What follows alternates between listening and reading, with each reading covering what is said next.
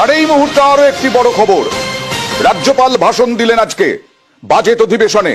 রাজ্যপালের ভাষণ দিয়ে শুরু হলো বাজেট অধিবেশন। রাজ্যপালের বক্তব্যে কেন্দ্রীয় বঞ্চনা, বোসের ভাষণে কেন্দ্রীয় বঞ্চনা। বাজেট অধিবেশনের শুরুর ভাষণে বঞ্চনার উল্লেখ। কি বললেন রাজ্যপাল সিভি আনন্দ বোস? সরাসরি চলে যাব প্রতিনিধি আবিরের কাছে।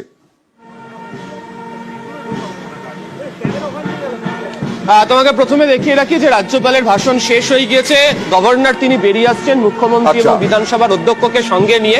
আজকের বৈঠকের ক্ষেত্রে আজকে যে ভাষণ রেখেছেন সেখানে ভাষণে রাজ্যপাল রাজ্যের আইন শৃঙ্খলার প্রশ্নে যথেষ্ট প্রশংসা করেছেন।